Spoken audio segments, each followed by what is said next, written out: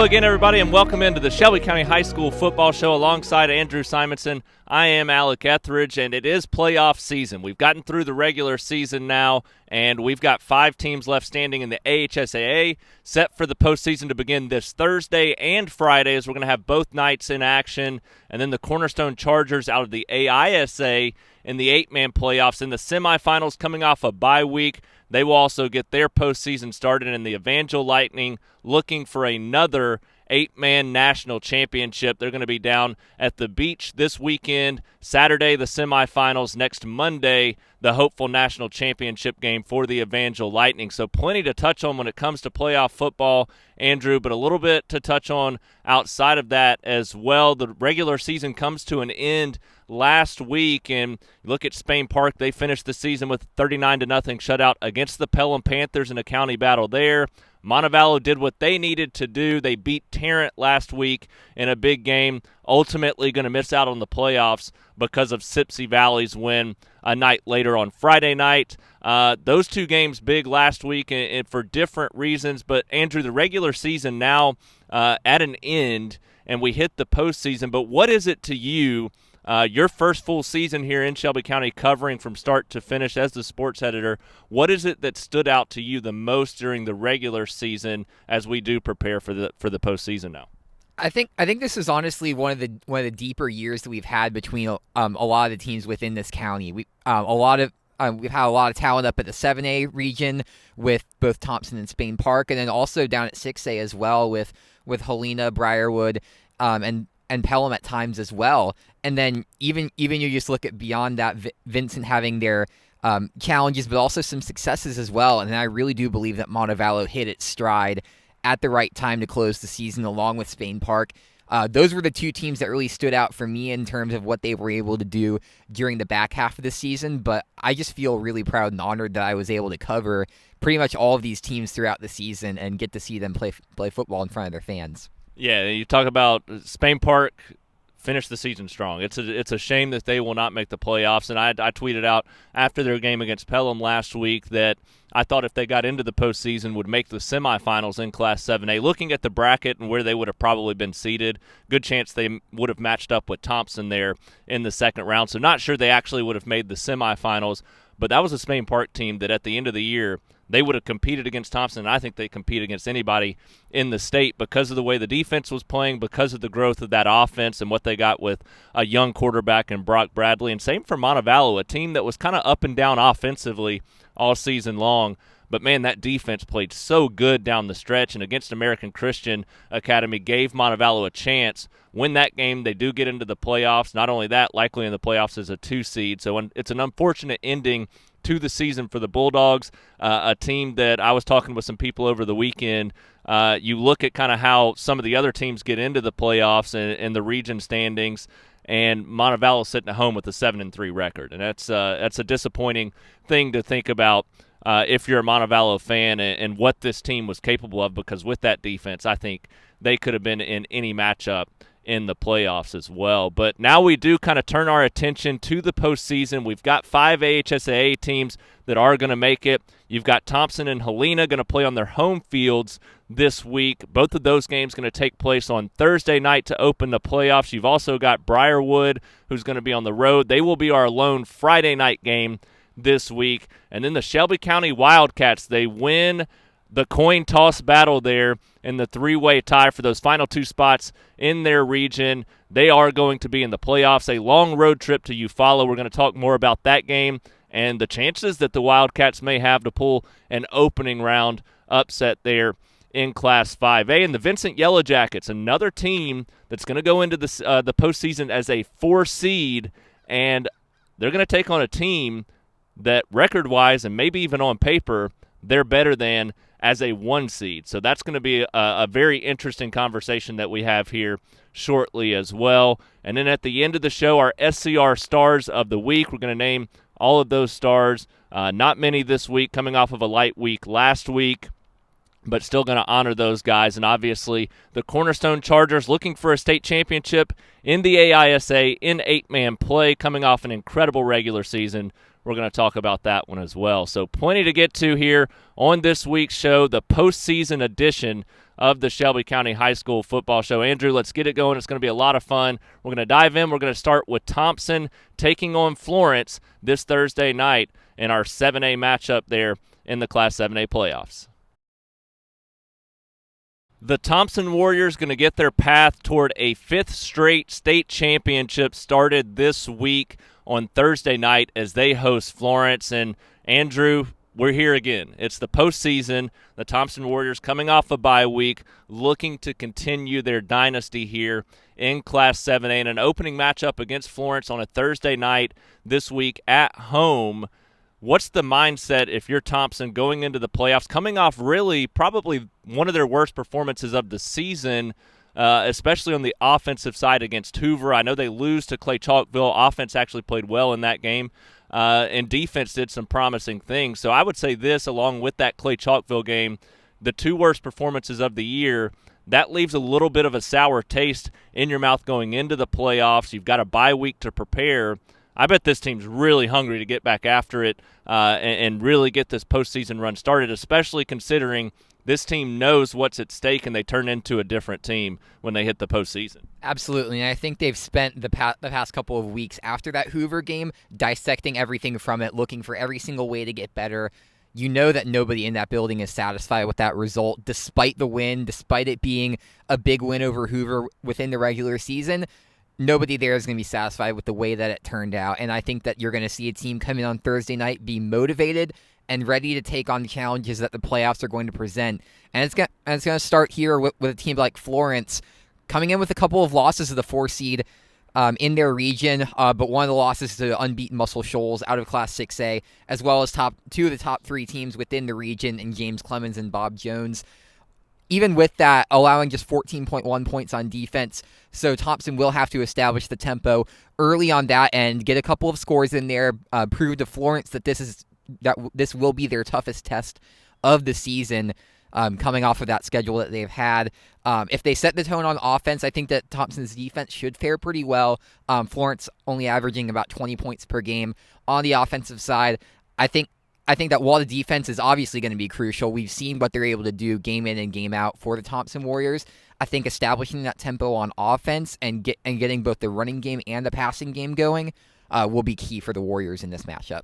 When I look at this matchup and I look back a couple weeks ago to that Thompson-Hoover game, that was almost the most upset I've seen Coach Freeman in several years. And you look back at the Clay Chalkville game, a game they actually lost, and he was kind of pleasant and easygoing after that one. And it's almost that Nick Saban approach. When you play a bad game and win, it turns into a different mode. When you play a good game and lose, you're proud of your guys and the effort. And I think that that's the shift that you're going to see going into the postseason. I think that tough game against Hoover was one that's going to benefit them going into this matchup. And you look at this Florence team scoring just 20 points per game. To me, that's the key. Their defense is playing well. Both of these defenses playing well so far this season. Thompson giving up 10.9 points per game. Florence giving up 14.1. So you've got 2 good defenses. If you're Florence, that gives you a chance to try to hold Thompson at bay here. But at the end of the day, when you look at what this Florence offense has been able to do, just not able to consistently put up points against their best teams so far this season. You look at Muscle Shoals, James Clemens, Pinson Valley. They've scored 7 or less in all of those matchups, and you're taking on a Thompson team that's going to be even better defensively than those teams and what they've been able to do. Without that matchup against Clay where they gave up 36 points, Thompson's been a defense that's not going to give up more than 14. So you look at that, you got to feel good about this defense coming out, playing a good game, being patient with the offense, being able to make big plays in the offense down the stretch as well. Got to feel good about your chances that Thompson's going to start the postseason with a win here. Absolutely, and it's for all those reasons that you just said. This Florence team just hasn't shown up in the big game situations, and this is their biggest game of the season. So I think that Thompson's really going to be able to get some explosive plays, get ahead early on offense, and then use their defense to cruise from there. So I do believe that Thompson will win, and then that will advance them on into the next round of what they hope will be a 5th straight state championship. Yeah, I look at this game, and it boils down to, can Florence score enough points? And I don't see it right now at this point in the season. That said, all of their losses have been by 15 or less, and some even tighter than that, because that defense has played good enough. So that's got to be their thing. Come out, play strong defensively early, set a physical tone against a physical football team and an athletic football team, and then give your offense some time to really work into this game and churn clock to make it a lower scoring game. But at the end of the day, Thompson spreads the field offensively, too much talent on that side of the ball, and it's one of the best defenses in the state that's continually gotten better and better with some young players so far this season. I think the Thompson Warriors are going to pick up that opening round win, kick off their chance at a fifth straight state championship with a win as they head to the quarterfinals here of the Class 7A playoffs. So a lot of fun still to be had. We'll see what Thompson's able to do at home, a Thursday night game against Florence. For the Helena Huskies, entering this first-round matchup at home against Wetumpka, it boils down to how do they respond. This is a team that started 8-0, looking to win a region championship, playing great football. Then they lose that game to Benjamin Russell, 20-17, a tight 3-point loss in a game that was back and forth, low-scoring, physical, and that ends up costing them the top seed out of Class 6A Region 3. Then last week, into the season, they're banged up, go on the road, fall to a 7A Vestavia Hills team, 44-0. So this team kind of reeling going into the postseason. They've been banged up a lot of the season. It really boils down to how does this team respond off 2 straight losses following that hot start and that 8-0 start to the season. And not only that, you look back at last year, this is a team that they lost 3 in a row to end the regular season. That kept them out of the playoffs this year. Now they've lost 2 in a row to end the regular season. So if they lose this one, that's a second straight year with 3 losses in a row to end their season. This team feels too talented, Andrew, for that to happen. There's just too much talent offensively, defensively, but a lot of that boils down to health and how healthy this team is going to be going into the playoffs. Do they have that full array of running backs? Hunter Hell, Torrey Ward at receiver. How are those guys going to be after dealing with some injuries the last few weeks of the season as well? On paper, they look like the better team in this matchup. But, Andrew, how does Helena respond and get that confidence back going into this matchup? Well, I think you hit the nail on the head with both of the things I was going to mention, is that this is seeming eerily like last season with the injuries down the stretch, the losses in the last few games. But I really do think that it's going to be off of a balanced attack that Helena is able to find success. We've seen some limitations with them when they're able to just go into the running game. Obviously, Jordan Washington is an incredible running back. Santiago behind him as well. But I think this Helena team is at its best and most effective when it's able to be dangerous both within the pass-catching game and in the running game as well. So I think if they're able to establish both of those, they should fare pretty well in this matchup. Wetumpka is a talented team. Their record may say otherwise, but they have losses to Ben Russell, Baker, and Central Clay County. Those are all very solid non-region losses for them this year.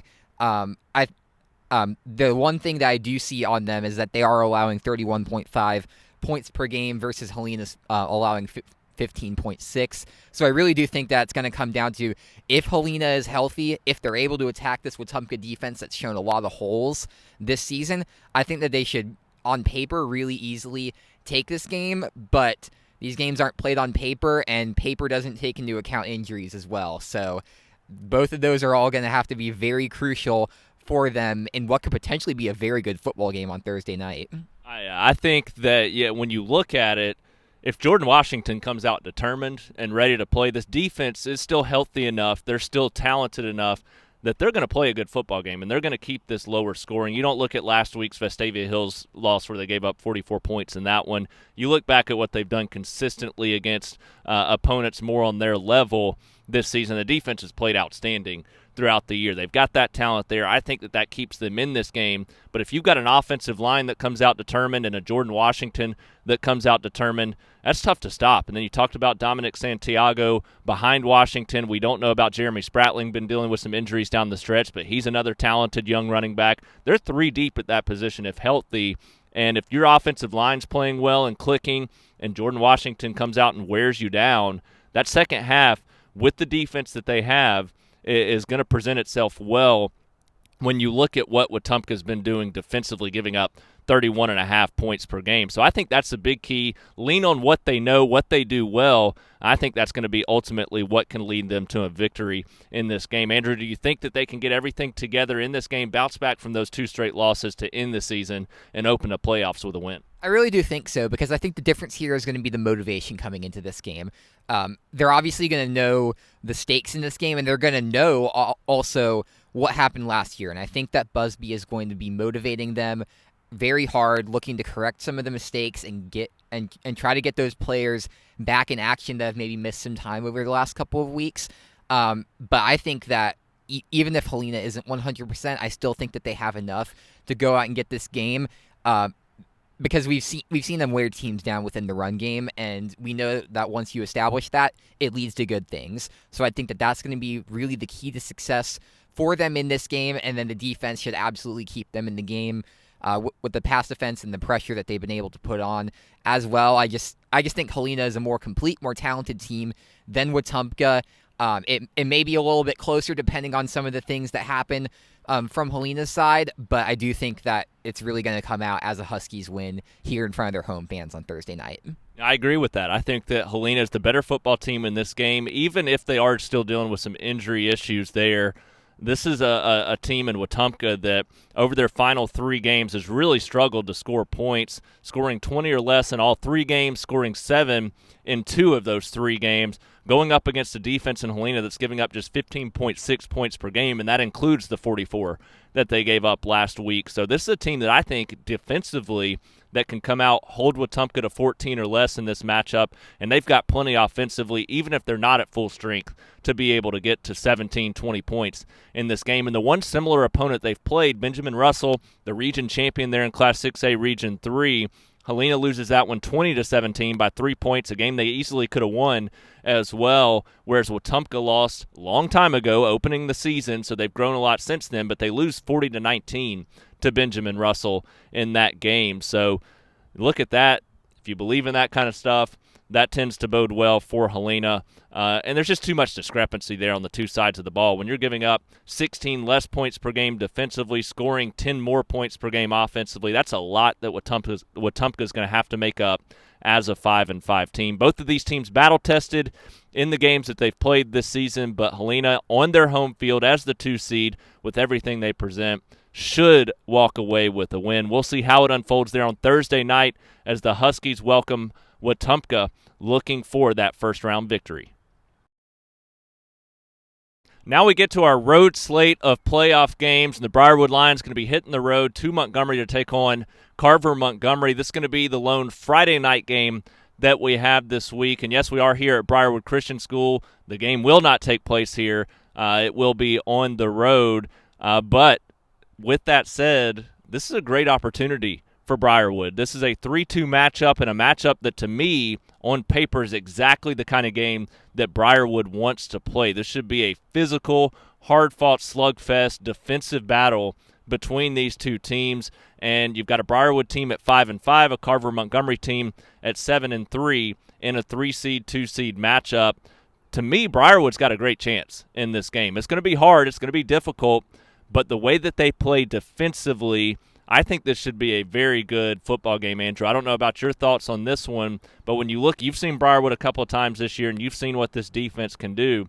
Do you feel like they can do enough on that side of the ball, and the offense can kind of come around throughout the game to make enough plays in this one? Oh, I was thinking the same thing as you. The first thing I looked at when I looked at these 2 teams, and I said, this is going to be a sneaky good matchup within the first round of games, just because these 2 teams are so even on paper. You look at what Carver-Montgomery is doing, scoring 23.9 points per game, Briarwood scoring 20. And then over on defense, allowing 16.2. Briarwood just a little bit more at 18.9, but those are just within a couple of points of each other. So you take both of these teams, put them out on the field. You should have a pretty hard-fought game between them, but a very low-scoring game. Both of these teams really build their brand off of their defense, and I think that's really what's going to show within this matchup, and Briarwood thrives in these types of games. We saw what they were able to do against Homewood a couple of weeks ago, really make it a bit more of a low-scoring game and find some success within that, especially within the second half. So I think what their game plan here is going to have to be is just establish the run, limit some of the mistakes that we saw last week against Fairhope that kind of let them back into the game in the second half, and then use that to set up the big pass plays, because we know that when Josh Thompson is able to get both ends of the offense going, he's going to be able to do well in that, but it all comes down to the defense. I think if this defense continues to get continuous stops, able to put on the pressure, able to lock down a lot of the options out there, you never really know what's going to happen. You know the old phrase, defense wins championships. Well, we're going to see if that holds true for Briarwood this year. Yeah, I think that Briarwood in this game, it kind of reminds me of those state championship Briarwood teams that we've covered, the ones that have made good postseason runs, especially at the 5A level. And this, to me, sets up like that matchup, a matchup where I've seen plenty on this field behind us where they come in and they're just physical and physical and physical throughout the game, and they kind of outlast you, and then they make that one big play or that one big turnover at the end that makes the difference. And for that reason, I think Briarwood wins this football game. I don't know if you just gave your pick. I'll get back to you in a second, but I'm jumping out there and I'm going with it. I think Briarwood wins this game. The big question is, can the offense score enough points? Because this is a Carver-Montgomery offense that has or defense, that has limited teams throughout the season. I believe they've given up 9 or less in 6 games so far this year against weaker opponents and weaker offenses, but Briarwood's not an offense that's going to blow you away. They're not going to score a ton of points. They've shown flashes of it at times with Luke Reynolds, with Josh Thompson, some of those receivers stepping up. We've seen flashes of this offense playing extremely well, and maybe this is the week where they explode for a huge night with what they're able to do. But regardless, they're an offense that can run the football. They can be physical in the trenches. And when you pair that with this defense that I don't think is going to give up a lot of points against an offense that's only scoring 23 per game in Carver-Montgomery, I think you combine that physical approach offensively with the defense that's playing so well, I think Briarwood's going to win this game. And it's not going to be easy. It's no guarantee there. But my opinion, I think it just sets up for exactly what Briarwood wants. I've seen enough of these games from them to know this is the kind of matchup you want. You don't want a team that's going to spread the field, kind of like we saw from Benjamin Russell and the athleticism that they put out there. You want one where you're going to line up, be physical, and approach it from that direction. Andrew, what are your thoughts on that? Can you see the same path that I see here in this game? That's pretty much the exact same path that I saw, actually. I do think that Briarwood's going to win, but it's going to be a definite close game, and it's going to be really hard fought. This is going to be their hardest test overall since those first 2 non-region games of the season. Obviously, they've grown a lot since those games, and I think that everything is more or less shaking up well for them. It's a lot of it's going to depend on how much the offense is going to be able to score, because we know that there's a team that's able to do enough to win games, but maybe not necessarily blow you away. With an offensive standpoint, this is an offense that's still very good, but good enough to win games.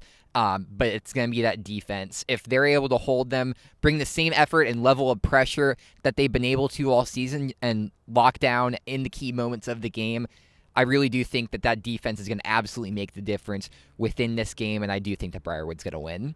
Well, there you have it, 2 Briarwood picks. I'm not sure that Coach Forrester, the team may be happy with us. Coach Forrester probably wishing we went with Carver-Montgomery in that game, but that shows our belief in what this team can do defensively, and neither one of us would be shocked if it went the other way either. This is a very good matchup.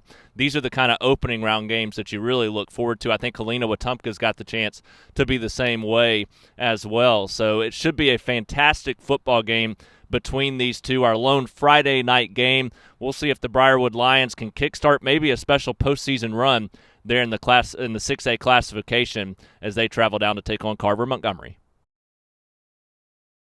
Well, the Shelby County Wildcats have found a way into the Class 5A playoffs. They finished as the 4 seed in Class 5A Region 3 after a wild coin toss flip that ultimately broke the 3-way tie for those final 2 spots in this region. And now they get the 4 seed take on a region champion in Eufaula, and it's the Region 2 champion out of Class 5A. So you look at this matchup, Shelby County grateful to be in the playoffs, and we talk a little bit about some of the other teams that missed out, like Spain Park and Montevallo. Well, Shelby County, sitting at 2-8, is in the postseason. and you easily could be sitting at home right now. So for them, to me, taking on a Eufaula team that is 7-3 right now, they're a good football team, obviously won a region championship, but a team that's giving up 31 points per game, defensively susceptible on that side of the football, and Shelby County going into this game just grateful to be there. They've got nothing to lose in this situation, and you never know. This has been a young football team throughout the year, been battling injuries. That was the case last week in a 26-19 loss to Woodlawn. Win that game, and they automatically get into the playoffs and likely as the 3 seed. Ultimately, they do lose that game, trailed by double digits, fought their way back into that one with a freshman quarterback in Presley Duke, and he's in for an injured young quarterback in Ryan Sipes. And so you look at some of the injuries this team's battled. Now they've gotten their way into the playoffs, nothing to lose here. Is that going to be enough, Andrew, with what you've seen from this team to kind of overcome some of those struggles going up against a Eufaula team that's good, but maybe not the greatest team that they could face in the first round? Yeah, I don't think so, but you never know, honestly. There's enough paths to victory that you could potentially see that happening, but it all depends on the health of Shelby County. We've seen within the past 2 weeks with their last 2 matchups that injuries have definitely been a problem and limited their production on both sides of the ball. Not been as stingy of a defense as we've been accustomed to see from the Shelby County team, and still been about the same on offense. Presley Duke came in and did a great game last week for the Wildcats, and Bradley Horton has been an absolute workhorse back there for them as well, but maybe not necessarily having all those weapons there and up to the caliber that they need in order to get a win like this. But you never know. If everybody's there on defense and they're able to hold them to a typical Shelby County game, low scoring, you have enough chances on offense with a defense in Eufaula that's giving up as many points as they have been, that you could potentially make something happen. But I really don't know. This is a Eufaula team that is pretty well tested.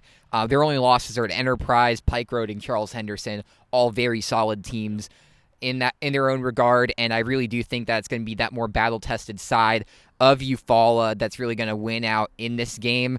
Shelby County, though, they do have nothing to lose, and we know and we've seen in matchups at all levels of football when a team comes in motivated and playing with nothing but fire and passion, crazy things could happen. Yeah, I mean, it could. I mean, this could be a game where something like that does happen. I don't think it's going to happen. I do think that Eufaula is going to win this game, but the way that they've played defensively, giving up 31 points per game, that's where this game's got to be won if you're Shelby County. The Shelby County defense can come out and do some things well, but Eufaula's strength is offense. They're going to score some points in this game. So if you're Shelby County, you got to be smart offensively, and that means no penalties, and you've got to be strong on the offensive front. That's where they struggled a little bit last week against Woodlawn late in that game.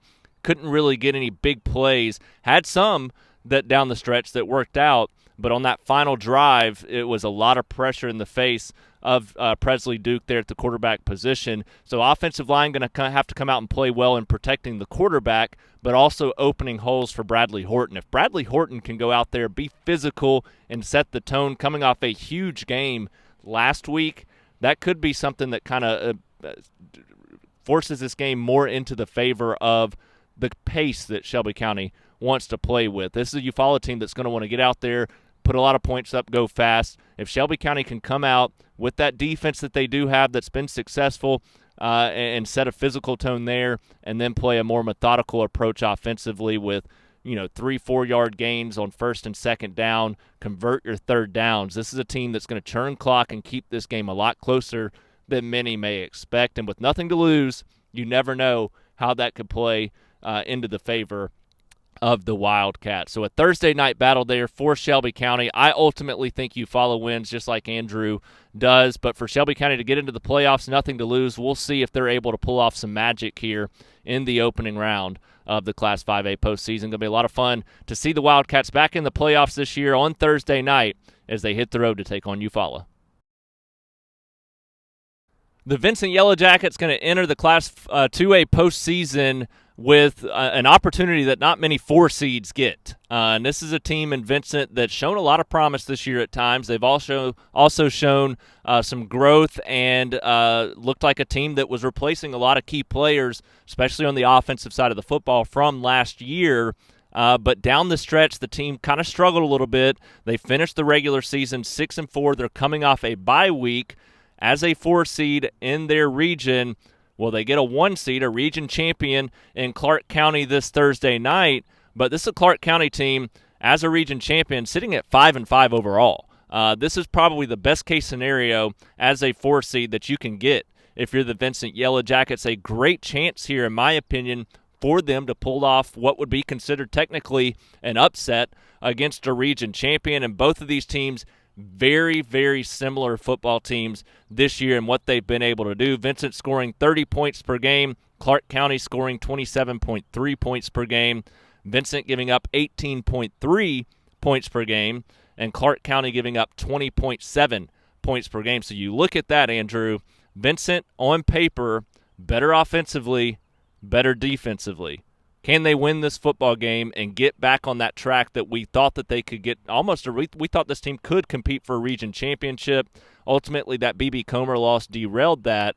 But when you look at this matchup, honestly feels like they're the better football team going into this game. They have to be healthy is the thing, and we've seen injuries limit this team's potential down the stretch.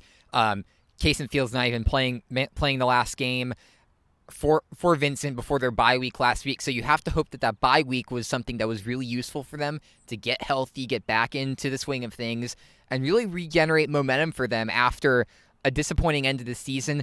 Granted, there are 3 losses within the region, all to the top 3 teams within that region. Pretty battle-tested Vincent team overall, but you also look at Clarke County's side, 5-0 in the region, and their 5 losses, all the teams that have been in the 1A or 3A top 10 at some point within this season as well. So they're sitting solid over there. A 5-5 record, maybe a little bit deceiving as well for them. But these 2 teams are going to come out and play a very good game of football against each other. I really do think that's going to have to come down to what Vincent is able to do on defense, because we've seen within the last couple of weeks them being a little bit more limited, giving up some more points, and that has really been so that even if players like Rakelis Robertson have a big day, like we've seen within the last couple of weeks, it's not really able to be enough to make up the difference. So I think the defense is going to be absolutely crucial. Play a hard-nosed brand of football, be able to get out there, get a bunch of stops, especially early, so that then your offense can come out and set some tempo. If this offense has most of its pieces back as well, they'll be able to spread the field. Obviously get a lot done in the running game, but don't be surprised if they get some passing plays in there as well. And I think that if they're able to do all of that, then I think that there's a solid path to victory, but right now I'm not really sure. So which one is it then? So if you're not sure on if they can do it, does that mean that you kind of lean toward them losing this game? I absolutely do think so. I think that Clarke County right now has just proven enough on their side of the football, and Vincent hasn't really shown enough out of the last couple of weeks to have me have confidence in picking them within this matchup. But I do think that Vincent is going to have a very good shot to win this game. I will not be surprised if that's a close game. I won't be really surprised if it flips to Vincent's way, especially if they have everything going for them on their end. But I think that in most cases, with both of the teams that we've seen rolled out from them over the last couple of weeks, I think it favors Clarke County. So everybody ignore what Andrew just said if you're a Vincent fan. I'm going to go the opposite direction. No, I think that Clarke County is a very good football team. I think this is going to be a very good football game, and it does depend on which Vincent team we see. If we see the team that can come out and score a lot of points and play well, we're going to see a Vincent win.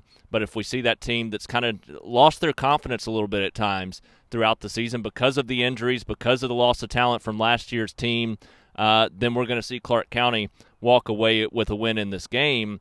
But when I look at this Vincent team coming off a bye week, they win a playoff game last year. This is a team that, to me, I can see putting it all together for one. I don't know how much of a run they can make in the playoffs, but they've competed, to me, in what's been one of the best regions in the 2A classification this year, and they've been in a lot of those games, really aside from the B.B. Comer game And they've had some stretches where they hadn't played well. It's simple. They haven't played well at times. But in this game alone, I think they put it together because they faced some of that top talent, ending the season with Isabella and Thorsby, losing those games in pretty tight battles, losing to a team that I think could win a state championship in B.B. Comer.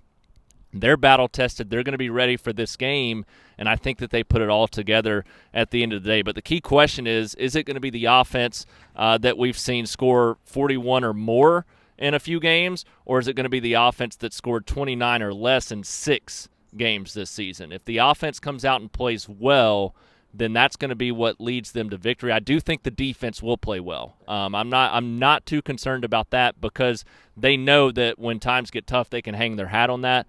But the offense, they've dealt with injuries to running backs, injuries to quarterbacks.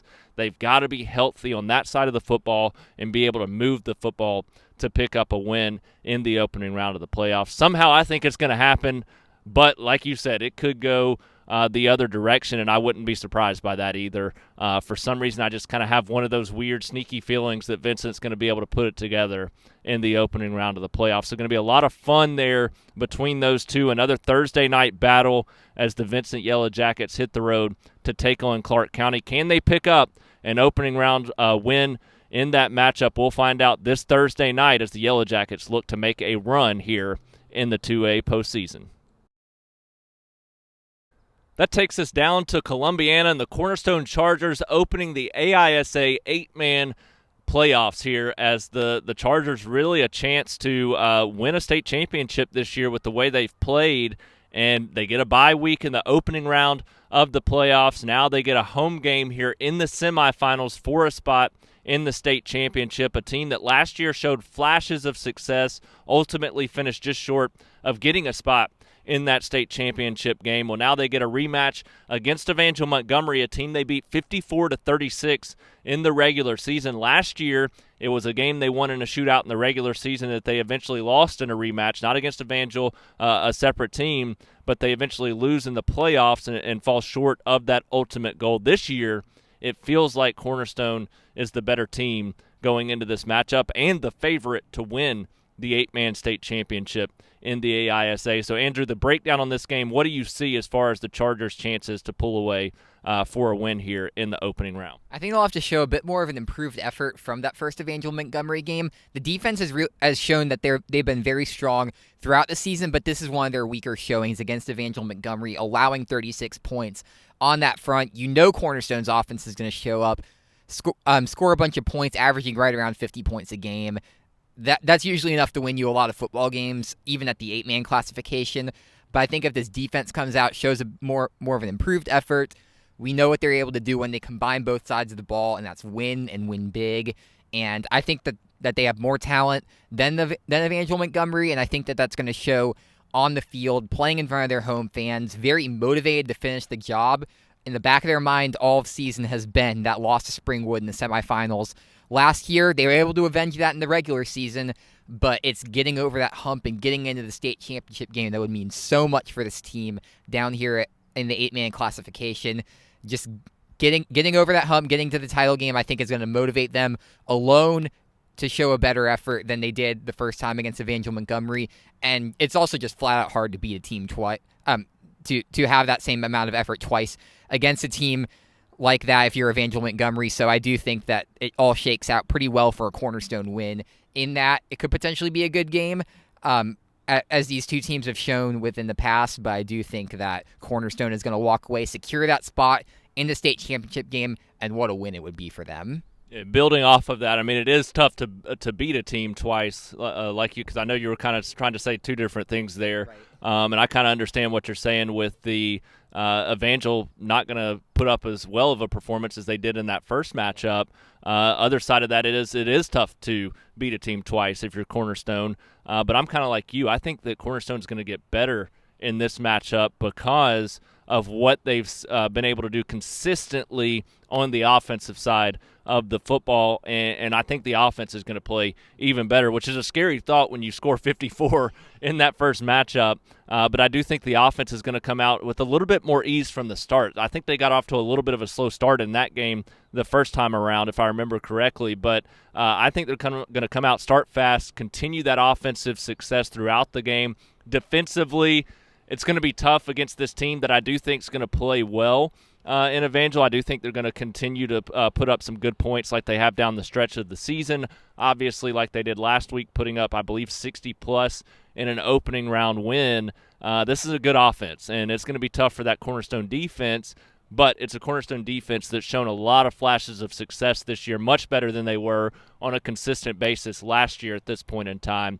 I think at the end of the day, Cornerstone has the talent. They've got the playmakers on that offensive side of the football that can win them a game in this type of situation. This is kind of what they've been building for with the talent they have, and still a young football team too, which is a scary thought when you look at the success here they're having in 8-man play. So we'll see if the Cornerstone Chargers can take advantage of their bye week last week in the opening round of the playoffs, start with a win in the semifinals here in 8-man play in the AISA, and earn a spot in the AISA 8-man state championship with a win against Evangel Montgomery. That brings us to our SCR Stars of the Week segment, the final one from the regular season. Next week, there'll be some postseason stars to hand out, but as we cap off the regular season, Andrew, a few players, 4 in particular, stood out on the final week of the regular season. I'm going to let you give out your 2 stars of the week, and then I'll give out my 2 as we've narrowed it down to just 4 total this week. Definitely, and I'm going to start with the player that I saw last week in the ACSC state championship game for Evangel, really the X factor for that team all season, and he showed up yet again. Kemp Swords, quarterback for Evangel, 13 for 22, passing 141 yards and 3 touchdowns. We've really seen him succeed on the ground this year, so to be able to see him get some explosive pass plays going and be able to establish the tempo there was really good to see from him last week, but just like it has been in the past, the meat and bones of his game is that run game. And through the quarterback runs, he was able to have 13 carries for 117 yards and a touchdown rushing. Over 250 yards of all-purpose yards on an 80-yard field is obviously really impressive. And I do want to give a quick shout-out as well to the MVP of that state championship game of Caleb Austin for his 3 touchdowns in that as well. Those 2 combined really helped Evangel pull away in that game and secure the victory. So big shout-out to Kemp Swords, my first star of the week for Evangel. And then second star of the week, player that you saw over on Spain Park, Derek Shanks, their running back for the Jags. 150 rushing yards and a touchdown for Spain Park. When he's been going, this offense has really been able to do some of its best work along with his brother Dakari as well. Kind of been trading some big performances down the stretch, but this time around it was Derek who was really able to get the Jags to that win over Pelham. 150 yards, obviously an incredible night, and looking forward to see what he does for the Jags in the future. This is a Spain Park team that's been really promising down the stretch, and we're going to be excited to see if they continue that 5-game win streak into next season. So Derek Shanks getting that win over Pelham, that helped him secure my second star of the week. And both those guys played outstanding. Obviously, Evangel winning the state championship there in the ACSC. Now they get set and geared up for the 8-man national playoffs here, the semifinal Saturday, and the national championship hopefully on Monday for the Lightning. You would expect that Kemp Sword's going to be a big part of that if the Lightning walk away with another national championship. My 2 stars of the week, going to start with Bradley Horton, the Shelby County running back, 31 carries, 168 yards, and 2 touchdowns against Woodlawn. A big reason they were almost able to overcome a double-digit deficit for much of that game, end up losing 26-19 to Woodlawn. But if they want any chance this week in the opening round of the playoffs against Eufaula, it's going to rest easily on his shoulders to be able to go out and have that kind of performance. You want your running back this week to go for 31, maybe even more carries than that, and easily for 150-plus yards, but you really need him to probably get closer to 200 and maybe 3 or 4 scores as well, especially with the pressure they're facing at the quarterback position, the injuries of freshmen stepping in for an injured quarterback that's already young as well. So Bradley Horton going to need a big game this week just like that, and Brock Bradley, he was dynamite down the stretch over the final 5 games of the season, and to end the regular season against Pelham, a 39-0 shutout where he threw for 245 yards and 3 touchdowns in that victory. He's been probably the most consistent player down the stretch of the season with what we've seen on the offensive side of the football. That's a very promising thing if you're a Spain Park fan and what he's capable of going into next season. So those are 4 stars of the week, a big end to the regular season. Now we begin our postseason run. Some huge games set for this week. I expect we're going to have some big-time names and performances stepping up in the opening round of the playoffs. Well, that brings us to the end of a playoff edition of the Shelby County High School Football Show. And, Andrew, I talked to you about it off camera. I've been thinking about it over the weekend. But this is a year in which I would be more surprised with our 5 AHSA teams that are in the postseason. If you wanted to extend that to Cornerstone as well in the AISA, I would be more surprised if we went 0-5 or 0-6 than I would if we went 6-0 or 5-0. I really do think every game is that tight. You've got some like Thompson should be able to walk away with an easy win. You've got Helena and Briarwood should be a tight game. I think Vincent should be a very tight game. And then you look at Shelby County's probably more on the opposite end of what we see from Thompson, Florence. Shelby County probably should lose, but wouldn't be surprised if all of them win. I think Cornerstone's going to win. And so you look at that, it's crazy. I mean, we could end up with a very exciting week of playoff football. What's your expectation of the storyline when we get to the end of Thursday night and then again on Friday night as we look at Briarwood finishing on Friday night? What do you think is going to be the storyline that we're talking about on next Monday's show? Hopefully still teams to talk about at that point. I think we're going to have at least 3 teams that we're still going to be talking about next week. It wouldn't surprise me if there's 4 as well, but I think that we're going to see a very strong week with a lot of competitive football games. This is absolutely what you want to see within the first round, just a lot of very good games, winnable games, but still very good games. I think whatever game you choose to get out to on Thursday or Friday night, you're going to find yourself some entertaining football. So I'm looking forward to seeing how those results pour in, but I really do think that we're going to have a lot more teams that we're still talking about next week coming off of a win. And just like magic, man. As the sun rises over Oak Mountain here at Briarwood Christian School, I guess the sun's rising on the playoffs and possibly a big week of high school football action right here as we look to see some teams advancing to the second round of the postseason. Like you, I think we're going to have at least a few teams advance to that second round. I kind of chalk Thompson up for sure. But it would not be surprised if we see Helena, Briarwood, Vincent, maybe some others in there as well. Just so much fun. It's postseason football. The weather feels like it. We're in November. It's going to be a fun week. Thursday night, make sure you get that noted down for a lot of those games, all of them aside from the Briarwood Lions who will play on Friday night down in Montgomery. So buckle up. It's postseason time. We're going to have a lot of fun. Thank you all for tuning in. Make sure you like, share, subscribe here on YouTube. And we will see you on Thursday night, likely with our Facebook Live pregame show, breaking down all the games again ahead of a busy night of playoff football action. Until then, alongside Andrew Simonson, I'm Alec Etheridge. We'll see you later this week on Thursday night for a big night of playoff football.